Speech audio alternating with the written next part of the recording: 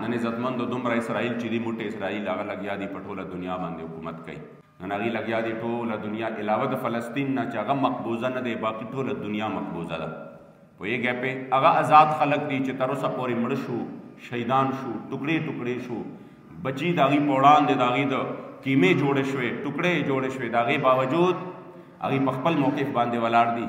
تاسو به نه کتلې چرته، تاسو یقین وکړئ که داسې د دې په سل چنده کمه حمله یو په پاکستان باندې وشوه د دې خلکو چغې به ووینئ، د دې مافیګانې به ووینئ او د دوی چې کوم دی د میدان نه دا هغه خلک دي چې تر اوسه پورې له بله تاسو یو ویډیو هم نه لیدلی چې په هغې کې دا ویلي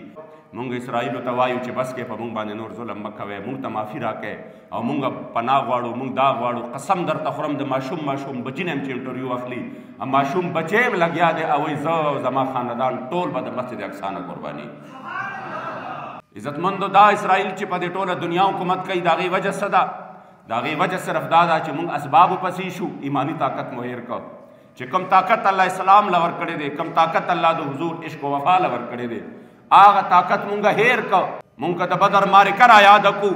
نو مونږ ته به دا واضحه شي چې اوس خو د مسلمانانو تعداد چې دی دا د 1.5 ارب نه زیات دی. د دنیا بهترین فوجونه دي ورسره، د دنیا بهترین طاقتونه دي ورسره او د دنیا بهترین اسباب وسایل مال و متاع دي ورسره، اټمي طاقتونه دي ورسره. که نشته صرف یو څیز ورسره نشته چې هغې ته غیرت ایماني وایي، که نشته صرف یو څیز ورسره نشته چې هغه مرګ له په سترګو کې سترګې ورکول دي. ورنه نفوس ډیر زیات دي، اسباب ډیر زیات دي، مال و متاع هم ډیر دي، میزایل او ټینکونه هم ډیر زیات دي، جازونه هم ډیر زیات دي. الله کریم جل جلاله د عالم اسلام ته ایمانی طاقت نصیب کړي. عزتمندو د زړه نه وینې وساسي انسان چې په دې داسې حالاتو کې ډېر تکلیف ده ماحول دی. فلسطین مناظر انسان قطعی نشي. په دې روژه کې چې غریب نه غریب سړی هم دا وایي چې زه خپلو بچو له به رزق یو سم فراخه په ځان به سختي تېره کړم، لږ زیات خرچ به وکړم. په دې روژه کې هغه ښکلي خلک، هغه خلک چې هغې له الله ډېر شته ورکړي وو، هغه علاقه چې هغې له الله برکتونه ورکړي وو او د هغې پکې ډېر ښه ژوند تېرېده، هغې د روژه ماتې د یوې کجورې دپاره هم بېتابه دي، هغې د یو ګیلاس او د یو بوتل اوبو دپاره هم بېتابه دي. د هغې ماشومان ګلونه ولاړ وي او د ماښامي ته نږدې ټایم وي او خپلو مشرانو دپاره د روژه ماتې دپاره په یو جام کې په یو کاسه کې معمولي شانتې وریجې یا معمولي شانتې سسیز وړي چې د هغې پې حلق معمولي شان تر شي او ناڅاپه په هماغه هجوم باندې په هماغه اوږو تږو زمونږ د فلسطین پرونو باندې څه چلو شي، په هغې باندې حمله وشي او هغه پلاران چې په دې تمه چې مونږ له به اوس یو نوړی نوړی روټۍ راوړي، مونږ له به یو بوتل اوبه راوړي،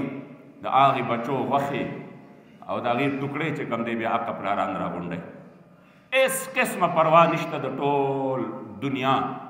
هغه زمونږ مرکز د عشق او د وفا حجاز مقدس سعودي عرب داسې دی چې فلسطین ته پکې دعا قدر هم نشي کولی، اسرائیلو ته پکې خیرې قدر هم نشي کولی. د بې بسۍ دا عالم دی چې ستا په ملک کې د هغې دپاره کلک اډر شوی دی چې ګورې د فلسطین په حق کې به څوک اواز پورته نه کړي، چې څوک راپورته کېږي هغې باندې ډایرکټ پرچې کوئ، باقاعده د هغې دپاره لابینګ کېږي، د هغې د تسلیمولو دپاره خبرې کېږي، د هغې خلاف اواز قدرې نشته. په یو داسې ماحول کې کم از کم مسلمانانو له دا پکار دي چې څنګه مې درته اول کې وویل چې حضور چې کله د بدر کې د کفارو په دغې قافله باندې حمله کوله نو زما د جانان مبارک د دې اقتصادي لاین کټ کو، دې له معاشي طور باندې څه کوله کمزوري ورکوله، نو کم از کم چې موږ د دې بایکاټ خو کولی شو، د دې د مصنوعاتو بایکاټ خو کولی شو چې د دې مصنوعات نه زموږ دکانونو کې پراته وي او نه زموږ د اغوستو دپاره د دې څوک وي. که یو دکاندار د خپل ذات دغه نه مجبور شي سودا نه نو چې هغه ته پته ولګي چې د دې اغوستو والا څوک نشته هغه بیا نه راوړي، خو هغه ته پته یې که نه چې اغوستو والا دا پروا نه کوي چې دا زه د خپل د مظلومانو فلسطینیانو وینې څکم او که نه کوک او پیپسي څکم، پوهېږئ دې باندې هغه ته دا پته نه لګي. لہذا ټول په جمع باندې دا عزم وکئ او د دې مظلومانو دپاره دعاګانې هم کوئ چې الله کریم جل جلاله اسلام له عالم اسلام له مضبوط او نران لیډران ورکي او حماس له الله کریم عظیم فتح او کامیابي ورکي او زمونږ د فلسطین د مظلوم مسلمانانو الله کریم مل او مددگار شي. اسرائیل خدای د خپل قهر او غضب په څپېړه ټوکړې ټوکړې کړي.